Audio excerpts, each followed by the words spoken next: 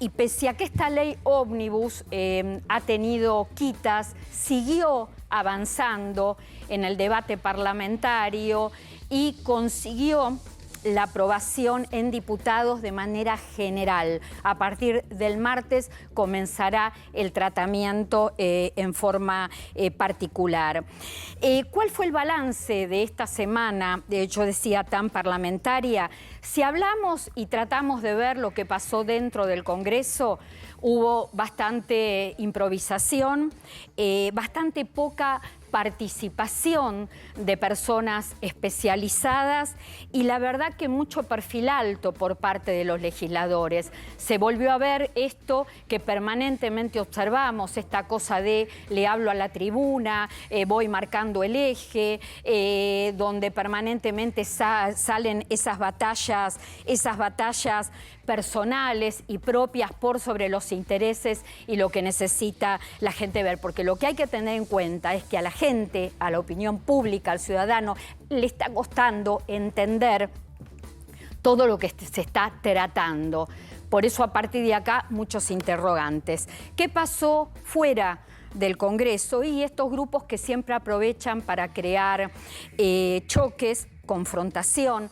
Tuvimos una semana donde todo esto terminó en incidentes, con heridos, y la verdad que cuando ocurren estas cosas, toda la realidad se distorsiona, la esencia de las cosas cambian, porque en realidad cuando pasan estas cosas, estos mensajes que no es el que quiere recibir la opinión pública, vemos cómo se desvirtúa el lugar institucional que tiene el Congreso en un país. Y por otro lado, también se desvirtúa el reclamo de quienes aprovechan justamente esa bandera para insultar, para agredir, para desafiar. Es ahí cuando eso que reclaman o eso que expresan que tiene que ver con desacuerdo es lo que termina resultando indiferente por parte de la sociedad. Uno se equivoca cuando manifiesta sin importarle el otro. Es ahí donde la manifestación se vuelve errónea. Bueno, esto lo vimos en esta semana. Yo decía quitas, una ley ómnibus que avanza en el Congreso, que le falta todavía en diputados todo lo particular y después irá al Senado con el tratamiento en comisiones, después se debatirá en el recinto, veremos qué pasa en lo general y en lo particular, pero lo concreto, y va a ser un tema del programa de hoy que lo vamos a analizar con el doctor Adrián Trócoli y con Damián Di Pace, que de la ley ómnibus se quita todo el paquete fiscal. Y dentro de ese paquete fiscal, ¿qué tenemos? Tenemos la ley de movilidad jubilatoria, la situación de autónomos y monotributistas, el tema de impuesto a las ganancias, de bienes personales, de blanqueo, de moratoria y de retenciones. Esto es lo que vamos a estar analizando. En el mientras tanto, ¿qué pasa en febrero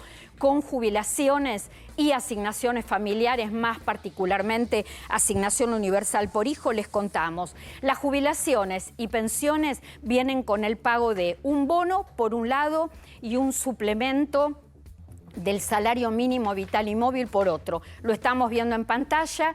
El haber mínimo va a recibir un bono de 55.000 pesos, alcanza a todos aquellos que cobran pensiones no contributivas, pensión universal para el adulto mayor y jubilaciones y pensiones, que incluye también a aquellos que han obtenido las jubilaciones a través de moratoria. Los montos, con el bono de 55.000 pesos incluido, el haber mínimo 160.000, el haber mínimo contributivo 160.713 pesos, la pensión universal para el adulto mayor con bono incluido 139.570 pesos y las pensiones no contributivas 128.999 pesos. Estamos dando estos números que tienen ya la suma del bono incluido, de estos 55.000 pesos.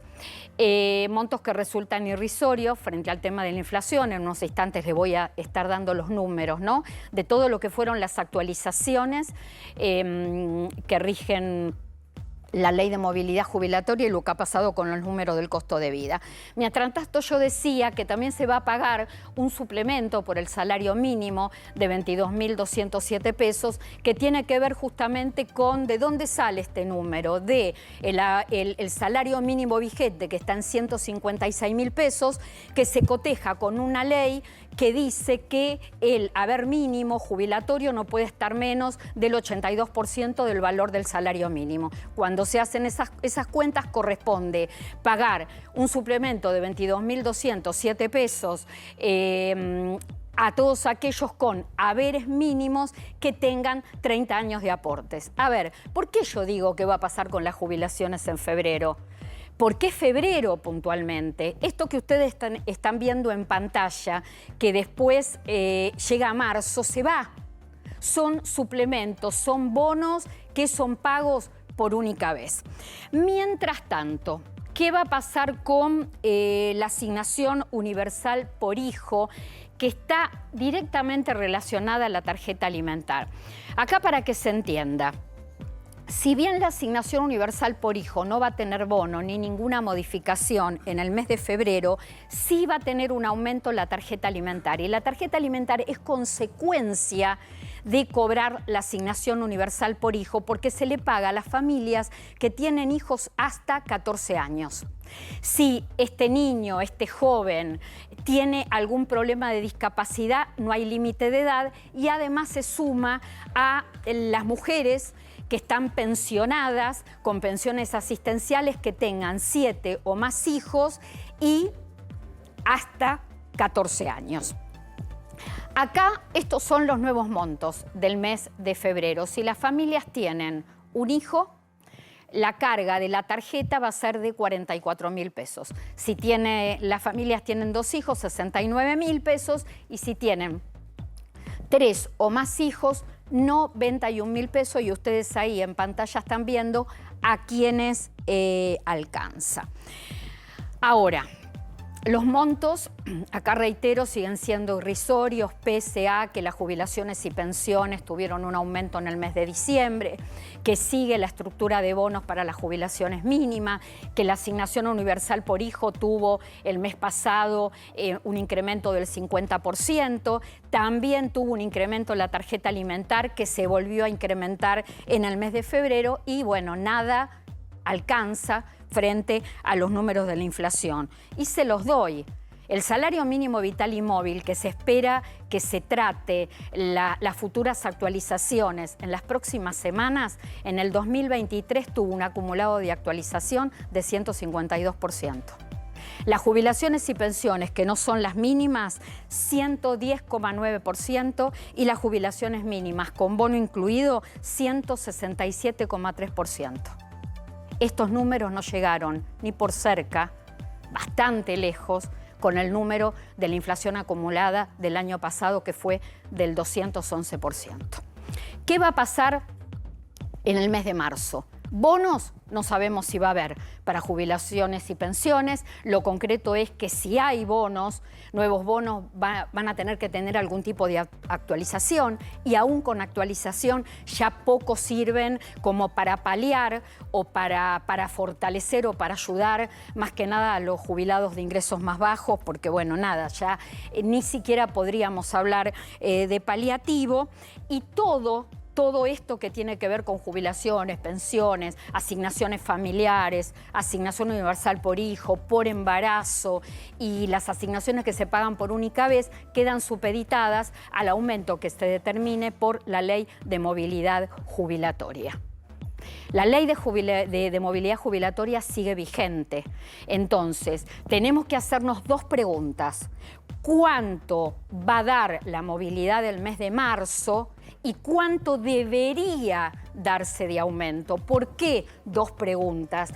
Porque la movilidad jubilatoria, el índice que queda determinado para aumentar 4 veces al año todas las prestaciones previsionales y sociales que pagan CES, queda determinada por una fórmula que es 50% recaudación tributaria que va a la seguridad social y el otro 50% evolución de empleo registrado, de empleo estable.